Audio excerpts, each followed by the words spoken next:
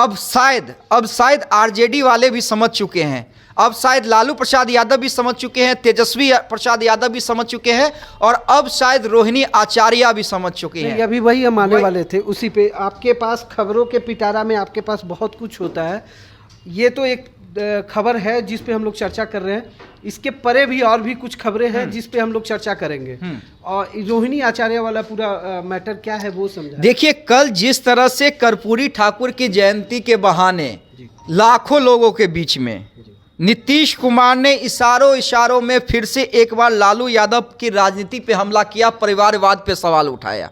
आज जननायक कर्पूरी ठाकुर जी अपने किसी परिवार को कुछ करते थे। आजकल लोग परिवार का लोग कितना करते रहता है, नेता बनता है। और जब उतने बड़े नेता थे वो अपने किसी लड़के को करने नहीं तो चले गए, तभी हम इनको जो रामनाथ ठाकुर जी को जब वो चले गए तो हम ही लोग रामनाथ ठाकुर जी को आगे बढ़ाए, यहाँ पर मंत्री रहे, सब कुछ रहे। आजकल राज्यसभा के सदस्य हैं और वहाँ पर पार्टी के तो जनरल सेक्रेटरी भी हैं, पार्टी के नेता भी हैं, और हर तरह से उनका इज्जत हम लोग करते हैं। तो हम लोग तो करते हैं, लेकिन आजकल तो बहुत लोग अपने परिवार को बढ़ाते रहता है। लेकिन आप समझ लीजिए कि जननायक कर्पूरी ठाकुर जी कभी भी अपने परिवार को नहीं बढ़ाए। और एक ही बात जान लीजिए कि जननायक कर्पूरी ठाकुर जी से ही सीख करके हमने भी अपने किसी परिवार को आज तक नहीं बढ़ाया है, यह पक्का जान लीजिए। हम और लोगों को बढ़ावा देते हैं। उन्हें नहीं पता है क्या भाई कि मेरे गठबंधन में है, और अगर हम परिवारवाद पे कुछ भी बोलेंगे तो वो सीधे सीधे अटैक लालू यादव, तेजस्वी यादव पर समझा जाएगा। लेकिन फिर भी उन्होंने कहा कि भाई हमने तो कभी अपने परिवार को नहीं बढ़ाया। कहीं ना कहीं वो आरजेडी को ही लेके और कहा उसके बाद रोहिणी आचार्य का ट्वीट देख लीजिए, और जाहिर सी बात है कि वो ट्वीट काफ़ी कुछ बताता है जो एक्स पर उन्होंने पोस्ट किया है रोहिणी आचार्य ने, और 3 पोस्ट किया है। पहला पोस्ट 45 मिनट पहले, यानी अब से 1 घंटा, हम तो अभी लाइव डिस्कशन कर रहे हैं तो 1 घंटा पहले। अक्सर कुछ लोग नहीं देख पाते हैं अपनी कमियां, लेकिन किसी दूसरे पे कीचड़ उछालने को करते हैं बदतमीजियां। ये पहला पोस्ट।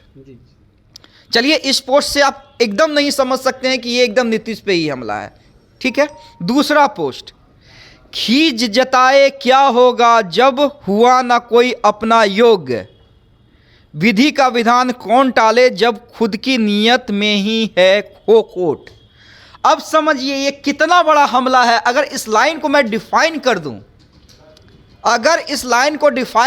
तो आप समझिए ये कितना बड़ा हमला है। हो सकता है कि ये हमला नीतीश पे ना हो, लेकिन अगर नीतीश पे हमला है तो आप समझिए, खींच जताए क्या होगा जब हुआ ना कोई अपना योग्य। यानी अगर आपके परिवार में कोई राजनीति करने योग्य नहीं है तो खींच जताने से क्या होगा। क्या इस लाइन का यथार्थ ये नहीं है? आप समझिए, सही बात। खींच जताए क्या होगा जब हुआ ना कोई अपना योग्य, विधि का विधान कौन टाले जब खुद की नीयत में ही हो खोट।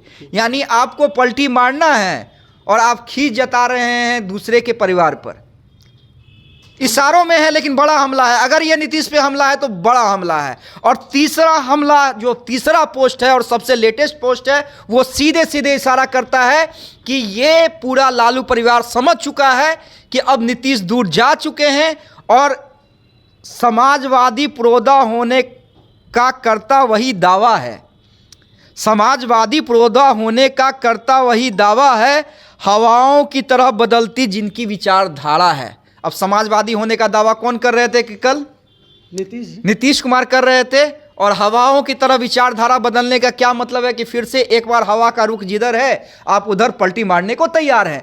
तो रोहिणी आचार्य ने जिस नीतीश कुमार पर लालू यादव ने आज तक हमला नहीं बोला, गठबंधन बनने के बाद तेजस्वी यादव ने हमला नहीं बोला, उन पर हमला बोला है रोहिणी आचार्य ने। और अगर रोहिणी आचार्य ने बोला है तो आप समझ लीजिए कि इशारों में आरजेडी के तरफ से भी अब तैयारी कर ली गई है कि अब जिस तरफ से हमला होगा उसी तरह से जवाब दिया जाएगा।